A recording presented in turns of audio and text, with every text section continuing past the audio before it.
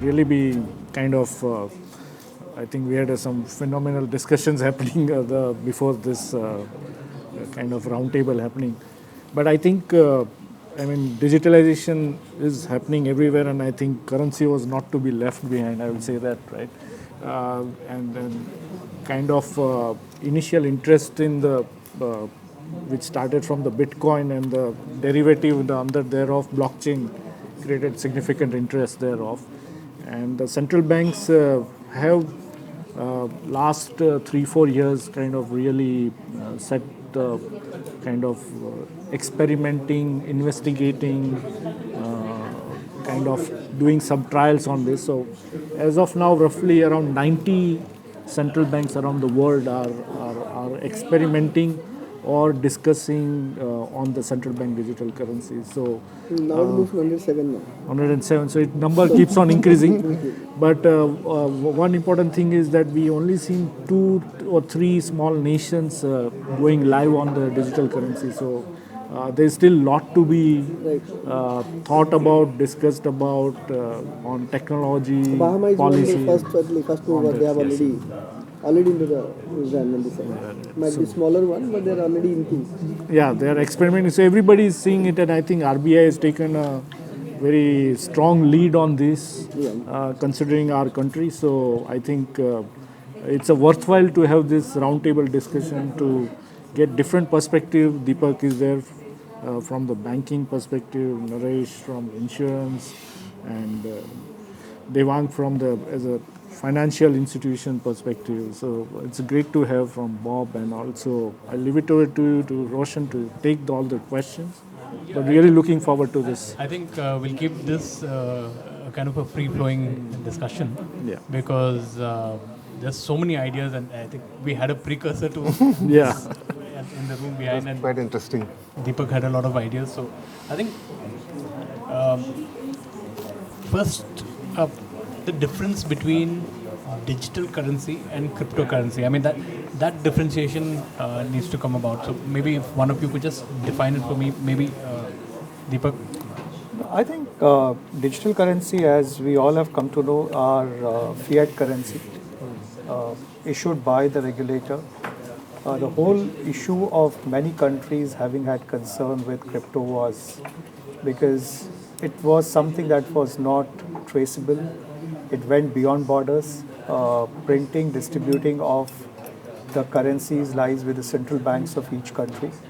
And that has a very strong and close tie with the whole monetary policy and how you run this, right? So I think moment you start running cryptocurrency, which in turn breeds a parallel economy, which is not traceable, anonymous, beyond border, without purpose, I think it starts to create a systemic risk. And that's why you see different countries, including those who were initially more open for crypto, are also like US and all are going back now with some of the stable coin and issues that have surfaced in recent time.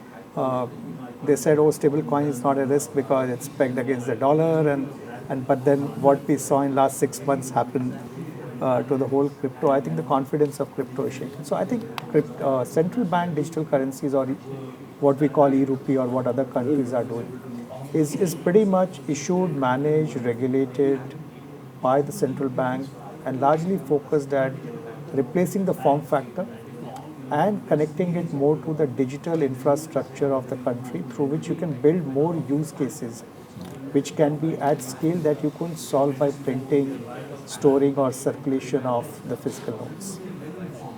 But I think the takeaway here is that the underlying technology is the same. They are both blockchain based. Would I be right in saying that? Not necessarily, because see, one of the things you look at it is the crypto was used more as a tradable asset, right? I mean, here you are talking of this as a form factor or a denomination which replicates or mirrors. So while underlying, yes, you do use blockchain or your DLT form factor, but the way it gets managed, issued, stored. So you're not doing mining like you used to do for crypto, right? These are issuance of tokens. So some of the stuff through which the crypto mining and circulation and speculation and trading happened is unlike how this gets in a more controlled environment without having the huge energy and infra cost of generating those crypto tokens. Right. Ashkant, if I was to come to you, a use case for digital currency, what do you, in your opinion, see as a primary use case for shifting to a digital currency or a need? I'll say this one. So now you all know the success of that, how the UPI has been taken care, right?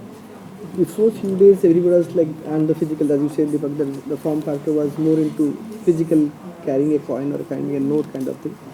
The moment you go to UPI now, you see everybody is starting from very small spend from the tea shops to bigger payments, like you're buying something from the any electronic shops. Everything happening in that way. Because that is the ease of how you spend, how you manage your money, and how these things is. I will passing by something. I saw one of the petrol pumps. So they say accept e-currency. Oh wow. So though I have a wallet, I can use it. But the moment I go there, three people are standing. What is this? How you are doing this? Well, the people are taking the interest and what is that? And somebody asked, how do I get it? From where I can get this? So it's like fewer people are now excited to use what is this currency and what is that and how can I use it? That is excitement is there. And always I say, as you say, there are a lot of back-end process which will be getting settled. Your settlement, your management, the operation cost will be settled down. Definitely there is a future on this side. And Indian population, they are already used to these wallets. So we will not have that challenge to educate people to come and use it. It's just like, see another kind of currency, another product, you may say that as a digital wallet, how to use it. Cash equivalent. Kind of thing. So there is no kind of trade-off on this side, but if the question say that, does the physical currency is going out, may answer is question mark, may take some days, some years, probably. But yes, this adoption will be happen very fast on this side, subject to how the bigger merchants and bigger players who are paying happen, between the corporates, everything they start moving towards. So easier, the faster adoption will happen. That's what my view on this note or e-currency. Jeetendra? So what I see, the one best use case is for the foreign remittances and for the trading purpose also, wherein the tag which is taking huge time in terms of the normal currency part where the paperwork happens. There, when this digital currency comes, this will reduce the tag. However, there are certain points in terms of the exchange and the other conversion rates part coming to picture where further deliberation has to be happen. But the best use case is here is in terms of the foreign remittances. The tag for the business, it will reduce to major extent here. Devang, in the financial services space, how do you see the adoption of a digital rupee? See, the mood is of cautioned excitement, if I can summarize it. Divided into two parts. The excitement is that the traceability of a particular currency, the transparency, and the ease of access. If all these issues can be addressed, and I am not using the wallets and CBDC are fungibly because I understand the difference between the two. The permanent settlement of an account and money lying in wallet are two different things. So completely from a credit perspective, I am very excited on the permanency of a settlement mechanism. If that happens, as a lender, as a monitoring agency, as a person who or as an agency who is always interested in the end use, I think this is a very, very exciting era. If I can, and I think we talked about it during our conversation as well, if while lending I can ensure the end use, or if I know what the end use is and if I can track it, it brings about phenomenal transparency. Today, the system that we have, even if we have banking system, we are not able to then track the rupees that I have lent as to the last person using it. So this is very, very important completely from lender's perspective. It also then brings me to an algorithm or an AI or a machine learning, where if I can track those rupees, I can create a risk control, risk monitoring and risk assessment system based on a digital currency. So this is the excitement part. It also allows me to look at digital supply chain funding, digital logistic funding, digital agricultural funding or farmer funding in a far, far bigger way. What used to be the bastion of PSU banks can now come to the NBFCs with limited strength, right? So these are all excitement areas.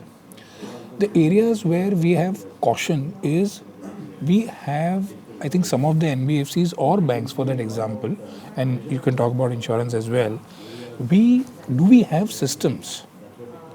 Do we have architecture? Do we have infrastructure to reap the benefits of CBDCR or CBDCW or not?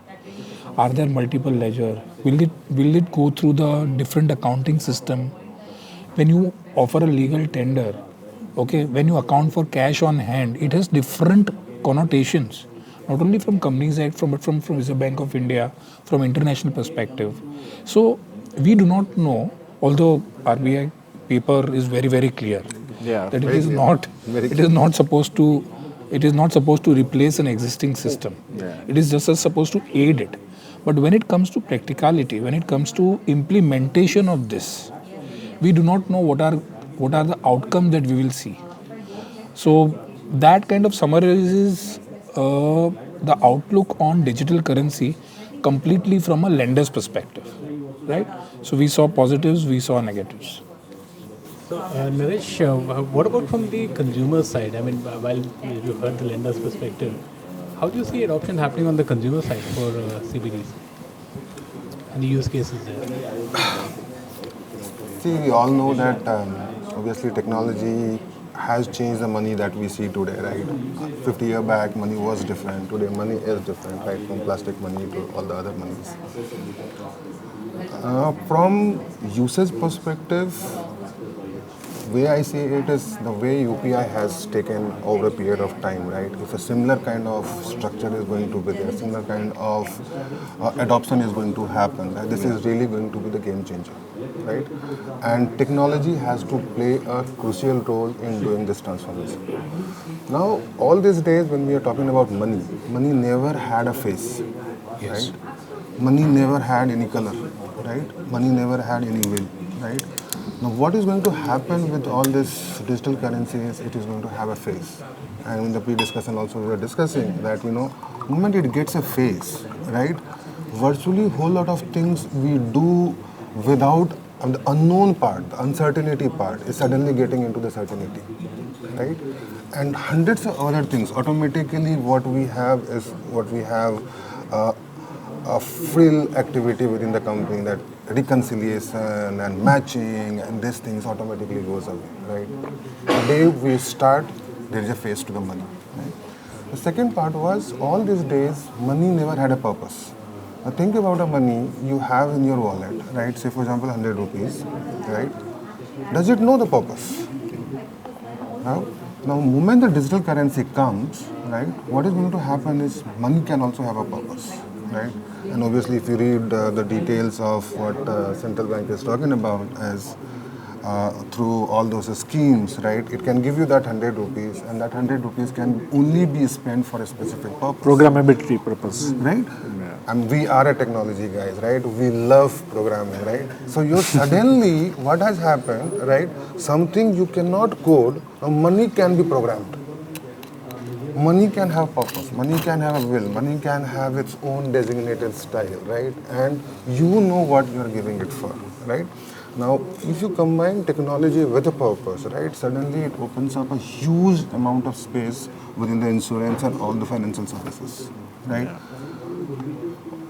What we say is, whenever somebody is claiming something, right, it doesn't need to have an insurable interest, right?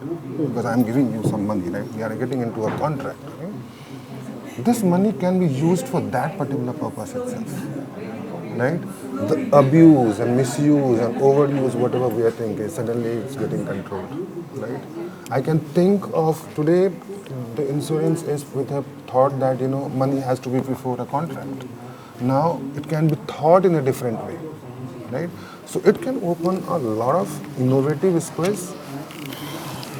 See, physical money is getting converted into digital currency is one part of it. Life does not change much, right? Government has a different agenda within the JAM, Trinity and all those things, right? But what will change is the purpose and the face which a currency is getting it. It never had that. And I'm very excited about specifically the purpose, right?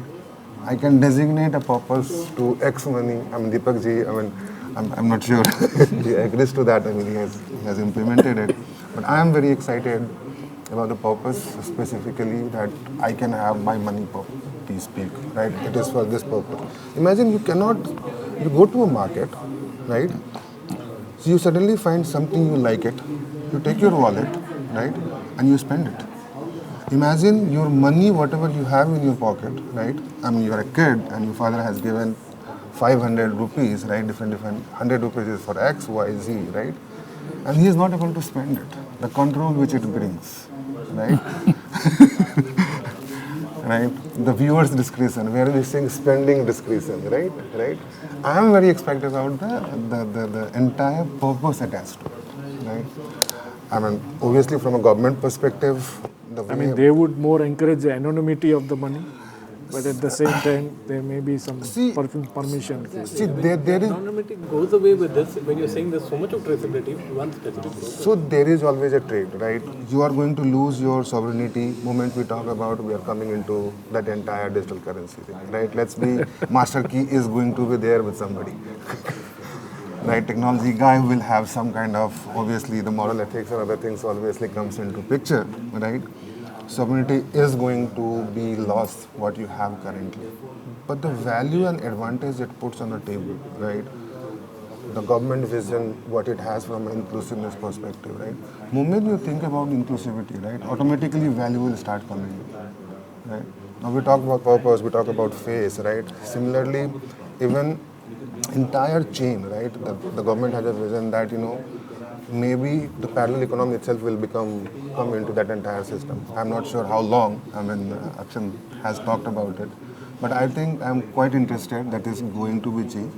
From a company perspective, I'm seeing a huge change because obviously we are not going to rely on the bank to just tell me that you have 500 rupees in your account, right?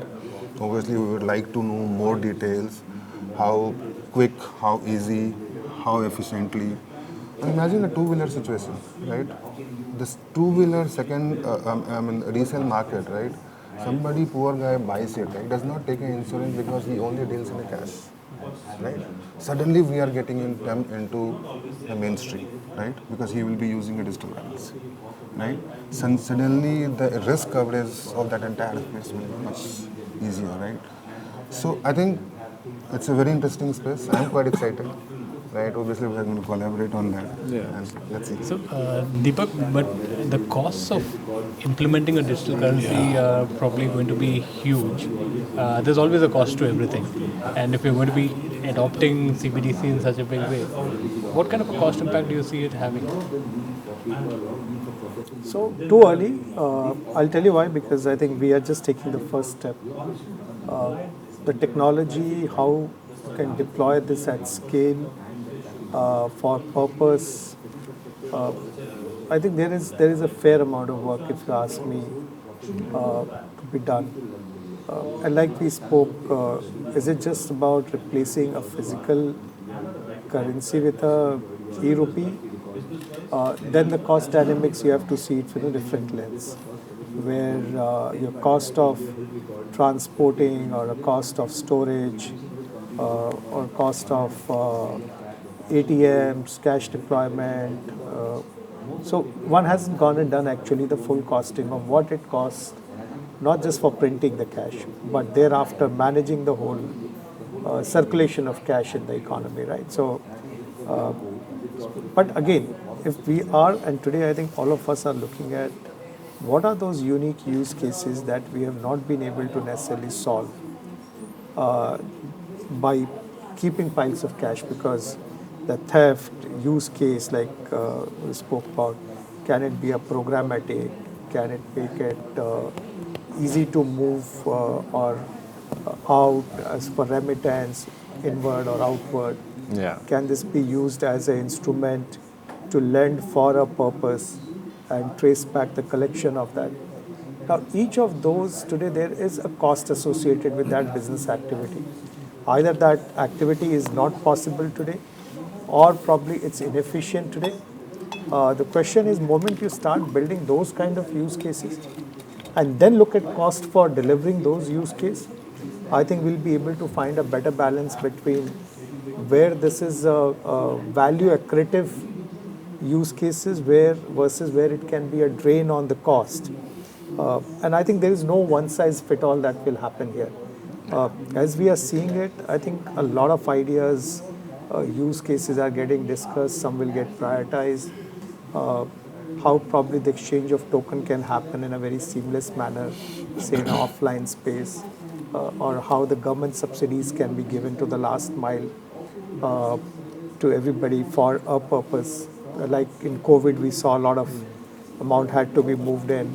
So I think the moment we start seeing what is the cost of doing the same activity now versus with e-rupee, I think we will see a better balance. But yes, today when we are starting, we are not really looking at the cost because initial scale for pilot is limited, right? So we are testing the use case, application, how do you host DTSP node, how can you make the whole IT infrastructure scalable and still efficient in terms of building incremental stuff.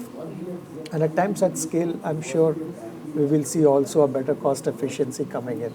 Right now, it's too early to call how it will all play out, especially when we have huge volume and multiple use cases that we get rendered.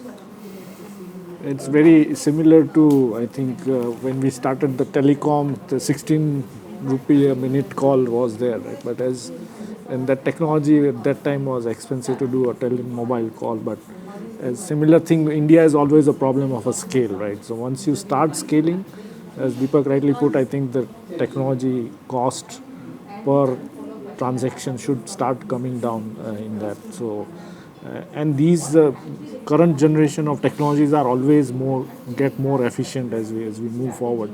So obviously the whole aspect of tokenization of economy, that what we call with this kind of thing, the possibilities become more and more innovative, right? I'll say from finance side, from insurance side, from micro lending, that you can then start saying that if I'm lending, then how we are seeing this whole consumption of the lending is happening, right? So those cases become much more. I think for governments to do the public digital public good aspect becomes much more visible then, I think, from that perspective. So what kind of technology requirements do you see for implementation? I think we started with this whole Bitcoin and the blockchain. So here in the CBDC world, we are using more permissioned DLT technologies like blockchain. That is one underlying and a lot of central banks are largely experimenting on the DLT technology. So that is one set of technology is very important in this, and blockchain is of lot of interest for most of the central banks that we are seeing. Second aspect, obviously, which is very kind of a side aspect of the CBDC technologies on the whole tokenization aspect. So tokenization is now seeing in the whole how you can convert your physical assets to digital assets, and tokens play a big role. And in the CBDC wallets is actually a token, the 5 rupee, 20 rupee, 100 rupee. So that is a very important component in the CBDC. And third is the element of the smart contracts as a technology where we say that programmability, how we bring in, if depending on the anonymity, privacy, that aspects, if we consider all that, subject to that, how we can leverage the programmability through smart contracts. So these are some three very interesting technologies the central banks are exploring, evaluating, till they really see something very finalized version of a digital currency worldwide. I think Fed coin or Euro coin, everybody is experimenting right now, and they'll continue to experiment. Even RBI says they are very cautious in their experimentation before they see something very productionized coming into the play. What about interoperability between all the various, if I was to think purely from a consumer point of view, on one hand I have digital token, which is digital currency. On the other hand, I have access to my bank account, which has fiat currency stored in it, which I can pay through a UPI, a credit card, debit card, any means, right? So how will all of these talk to each other? Like right now, yes, UPI and debit card and bank account It's talk to each other. one kind of story of this side. Yes, that's what now people are asking that one key. It's like UPI, debit card, credit card, checkbooks or whatever the way or ATM withdrawals. It's coming to a centralized place, right? It's like as you say, this is a, as you mentioned that there is no face to it, right? So I have bulk of money or whatever the money. I have various channel to supply this one, but whom to supply I don't know. It could be positive, it could be negative both way because it's give me an openness to spend anywhere you want. There is no purpose. And negative side of it is that I may not be able to control myself or not control if something happen wrong. Right? There's a both way. If I'm carrying a cash, somebody do a pickpocket, I don't know where it is gone. Right? It's like it's a lost for me kind of thing. The other part of it that if you are on the other side of it, so then you may get benefit out of it. But the e-currency, what currently is saying that is not a kind of convertible or you can do that, but now it's allowing that you can submit your whatever kind of amount and convert it just to start it. But separately, that is a tokenization will be flowed separately. Would I see that? There will be some way to get merged both the things. Otherwise, it will have a separate kind of world where this living. Suppose if I go to foreign countries, then I know this Indian rupee is not going to work. I have to convert into dollar. Then I go and spend it. Or else I use my digital credit card or whatever and then change the interchange fees and the charges. So your futuristic wallet may have a Indian e-rupee plus a digital dollar and a digital Correct, euro correct. in one wallet. Correct. And probably what I see, I can visualize that it's going to happen because it's not only people are restricted to one particular zone to spend it, so you cannot restrict nowadays kind of thing. Obviously there will be interchangeability will happen so that it makes sense to globally you announce your part when your infrastructure is fully ready, people are fully ready, so that gives a value to your rupees, the e-currency, what you talk about. So I see this as a future, but obviously all central banks has to come to together and see that what kind of things happen. And at the same time, the countries or the central bank for different countries are operating, there should be coming to the operating model how the interchange and exchange will happen.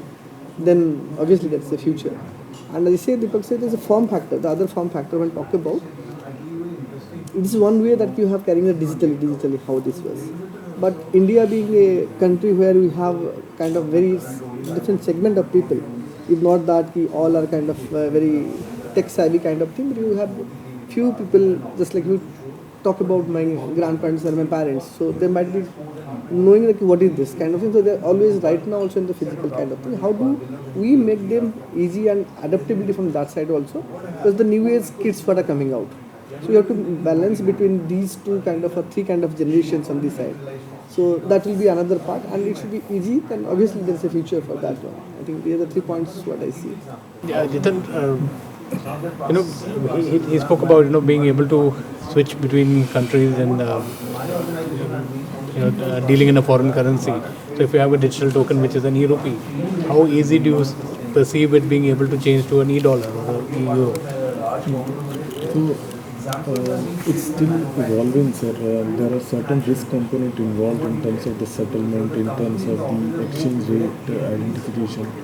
So if you want to say, there are still the governments are trying to figure out what should the rate, because it is 24/7. When it comes to online, it is 24/7. And there is a who will because these rates, the currency rates have been figured out and based on the base currency the rates have been allocated. Now at midnight what should be the rate applied in terms of when somebody is converting or exchanging. So here there is still it's still under discussion, and I think many of the countries are still finding out the way. The risk or the place where still it is under discussion are coming out is the exchange settlement. These are all the very when it comes to cross-border currencies. So still it is under the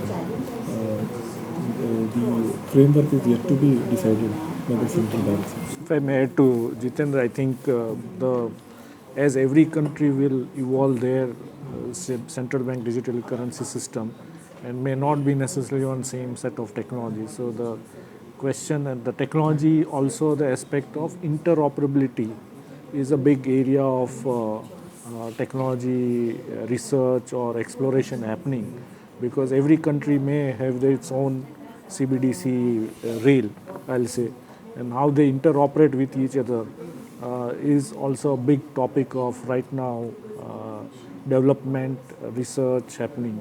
So interoperability on blockchain networks as well as this kind of CBDC payment rails are big area of research. So a lot of work to be done in that area. Even what I heard that SWIFT is also trying to come out as a middle to do all this sort of activity which currently it is being done by SWIFT. So SWIFT is also exploring that once CBDC comes out, then there won't be any need for a SWIFT to a person to transfer the money or get the things done, because there is a trusted party on the other side. So there are multiple channels getting worked out, whether it will be between government to government directly or will again be a middleman coming into picture. Means part of from the government itself, like SWIFT, how it is operating. Right. So still under evolution stage. But I think that's a very interesting aspect. In fact, Deepak, if I were to toss that to you, one of the benefits of actually using a digital currency like this, a CBDC, was so that you could eliminate the middleman, because you have the token and it goes directly to the end consumer right there. But if, like Jeetendra is saying, like if SWIFT or somebody else, any other payment processing person is going to come back in the middle, how does it change things? No, it won't. See, I mean, that's what I was saying. This is just the beginning, right? I mean, finally, the value of any DLT is this is a trusted block. There is no counterparty. Yeah, and there is. So you don't need Just two parties. You don't need an exchange or an agency sitting and intermediating the whole thing. So it also disintermediates a lot. But I think, like we said, I mean, this is an experiment. Every country is building it. You need to find what are the alternate payment and settlement systems. Like today, I mean, you saw, right, UPI, India, Singapore. I mean, finally, what have you done? Wow. You just connected to domestic payment networks and you said now it will seamlessly talk. The same thing is going to happen with Middle East and many other countries. That's already part of the roadmap. So there are two things that is happening. One is the payment and settlement networks are getting more integrated. The second, what we are talking about, is the form factor that gets integrated. So my credit network through Visa and Master got integrated decades back, and that's how we could seamlessly transact. My corporate payment through the SWIFT network largely got integrated on a global, but it was a bank-based transfer. Now here we are talking about another unit, which is a currency which today needed to be exchanged against a dollar or a traveler's check and all those things. Now, so then the plastic and bank got integrated. Now it's a question of the currencies getting integrated. You could not integrate the currency in the past because everyone had a different denomination, you needed exchanges, you needed people in the middle. But just think of the same payment network today that is enabling a UPI or a card network. And each country is also building their own domestic payment network, right, of fast money. You have to just make sure that you integrate between the two. I don't need any currency. I can go to any country. I can decide I want to pay in a local currency. Like credit card, it tells you want to pay local currency or your Indian currency. And there is a markup, right? Yeah. So the programmatic currency that when we talk about exactly gives you that you can build in a certain markup so that there is a business model. You don't want to completely disintermediate the business model, but someone has to ensure that this succeeds, right? So you may not have the fat margins like what you have today. You have a very, very small margin, but then every time you don't have to buy, store, redeem, exchange. So a lot of that can get eliminated as each country has their own, sovereign. Very network. efficient payment mechanisms can evolve. And that's the point I was making earlier, that CBDC and payment networks are still two different things. We end up using it interchangeably as a substitute of one another. This is not. I think moment you have electronic currency, you can build and you can ride on various electronic payment network, both domestic and cross-border, far more seamlessly than when you had bank or the physical currency-based account systems. So it is the, Deepak, as you say, currency is moving on various payment rails. So currency is CBDC, but the payment rails could be So UPI that's what I was saying. So there are four major instruments today we all have, right? We have a plastic which stores either in form of my credit or my debit certain value. Yeah. I have a prepaid which stores certain value. Prepaid again is a plastic or it's a wallet. Then I have my bank account which stores a value. And now CBDC comes as the fourth unit. Now I can choose whichever of the four where my values are stored. As long as they are all seamlessly getting connected to different payment railroads, I'm fine. I mean, today on UPI, I can link my RuPay credit card. So RuPay is already moved. We always thought it's a plastic, and plastic always has to move on a POS or a online, right? Now you realize it is riding on another railroad. So I think the instruments versus railroads are the two how this convergence will happen. I think one more part in this that we must discuss while we are discussing the interoperability between the two countries is the regulatory aspect. See, and let's go back to FERA and FEMA and those eras. And I'm being a bit philosophical, but I think it will kind of prove the point in the end. Why such restrictions over a period of time? One was that we had a balance of payment crisis, 1984, Mr. Manmohan Singh kind of flew, and whatever happened. And since then we've not looked back. So that era is gone now. With more than $600 billion lying in our account, we do not have a problem of payments, or we do not have a problem of depletion of reserve. The problem that we have right now is control. Once the remittance takes place, it goes out of the country, or once it comes into the country, it kind of mingles into a general economic outflow or inflow. And therefore, you have remittances restrictions. And therefore, Government of India says, what I cannot see, I would like to control. The moment you have interoperability of currencies between the two nations, the moment you are able to see the transparency, the moment you are able to control it, I think the era of capital account convertibility will be far nearer than what we have seen so far. It has proved to be an illusion. Of course, I mean, we've come a long way. I mean, if I had to send my daughter's fees, previously it used to take like 15 pages of documentation, whatever. Today it is just plus the money. Plus the money. Right? But we've come a long way. But what I would like to see is that, when the day opens and if my daughter is there in front of Poundland, I would like to send this 10 pounds from here. And that should be the right way of doing it without incurring the cost, without having intermediaries of SWIFT, without having this FX with some bank charging me $2 a pound as a margin. So this is, I think the regulatory aspect also will ease off quite a lot with establishment of these guardrails and, the one that you were talking about. I think in that, when two countries, obviously government wants to know why it is happening. Yes. And that is instantly visible to the government. Right. Then that efficiency suddenly increases of movement. Yeah. And this is intra-country. This is inter-country. In intra-country also, the bigger issue that we have in terms of PMLA. That's a larger issue. AML guideline. Once we have all these, I think some of these issues that we have as a big challenge in our digital ecosystem today, that is money dissolving, is the money not being tracked. With CBDC are having some, I'm assuming that digital currency will have some sort of tracking mechanism. It will leave some footprint somewhere else. I think it will become even better, even smoother than what we have right now. While I'm saying this, I'm also very, very conscious that could also be one of the reasons why CBDC are on that front may not be extremely popular with some section of the society.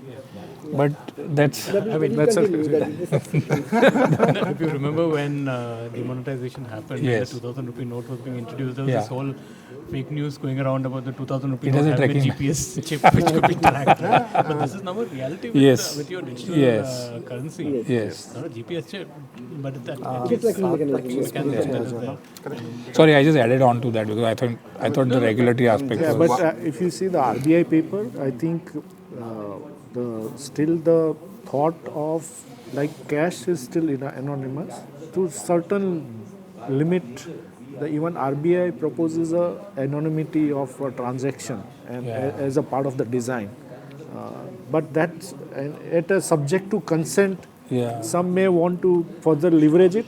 I think that is something as a policy decision. Satyen, from the the- question is, would you trust that anonymity which is provided by a technology provider? It can be Kotak Mahindra Bank, it could be Reserve Bank of India, or it could be a third-party application. The moment you put your money into circulation in the digital format, you always run that risk. Sorry, please continue. Just had a thought. I mean, so other than the CBDC, I had another thought itself, right? Like, see, blockchain or a distributed ledger technology has been there within this space for so long, right?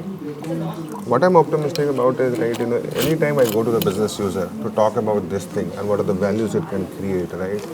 It is very difficult for a business to really comprehend what value it can drive on a table, right?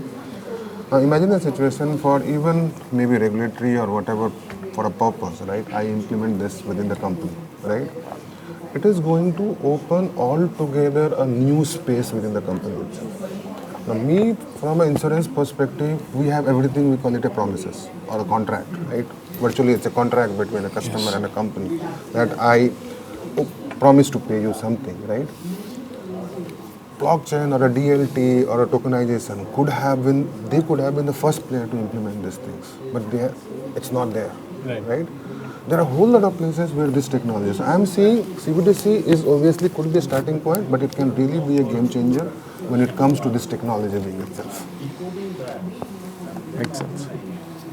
Okay, so and I think Deepak anyway has to go, and I've just got a note that we need to wrap up in 2. So, quick closing remarks, and Deepak, I think we need to. No, I think it has great prospects. Just that let's not ride too much of expectation too early.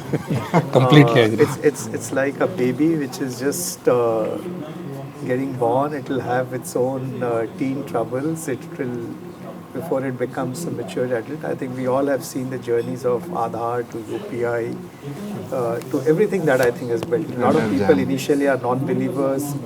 A lot of people are probably very, very optimist. I think in my mind, the reality will lie somewhere between high optimism and true pessimism that we see. and I think we will go through as own ups and downs before we find a sweet spot where this I think will we set. live in interesting times. Satyen, any quick comments, and then we'll just wrap this up. And I think we got a group picture, but I don't know whether you can stay more time. I have to be 7:25. I have to be down in my car. I've got a meeting starting So, soon. we'll let you go. I think we can just. Sure. Thank you. See you. Thank you. Thanks, Deepak. Thank you, Deepak. We'll connect. Right. Any quick remarks on that? No, I think as Deepak said that we are just in the initial beginning stage, and worldwide most of the central banks initial assessment is still a lot of work to be done in this for the central banks to be confident about to the end last person on the country ability to use it, right? So they will go through multiple investigations, explorations, and gain more confidence. And these kind of pilots which RBI started and to assess how the end consumer or wholesale are experiencing. So and technology also is evolving parallelly. So how do we maximize whether tokenization technology, blockchain, those all will have to also parallelly evolve to cater to the end user needs as such. A lot of exciting times ahead, I feel. Right. So, on that note, I would say if I was to say on an adoption scale, I know you're very positive about CBDC. You've been excited about it. But if I was to say on a 1 to 5, 5 being very excited and 1 being like not much, won't do much, what would be your excitement scale for CBDC? See, CBDC, my excitement would be still at 1 or 2 itself, right? But from a technology, because we belong to a technology team itself, right? I am more keen and imaginative from a perspective that what imagination it can bring on a table. And if you ask me that scale would be very high, right? So CBDC is obviously one of the initiatives which has a different purpose altogether, right? Jam to inclusion to various other parallel economy. But I'm very positive about the thought process change which is going to bring on the table. Devang? 3 to 4. Cautious enthusiasm is what I Optimism or summarize. enthusiasm? Yes. Yeah, I'll give to 4 on. I'll say that because of the excitement part, because as I say, the only challenge is I say that how we can inter-exchange, and the adaptability looks like India, the population and the generation is used up. If that challenge is done, I think probably the adoption will happen. Second part, the easiness of using and give a confidence to the users that this is what not for you to track, it's for you to safeguard yourself.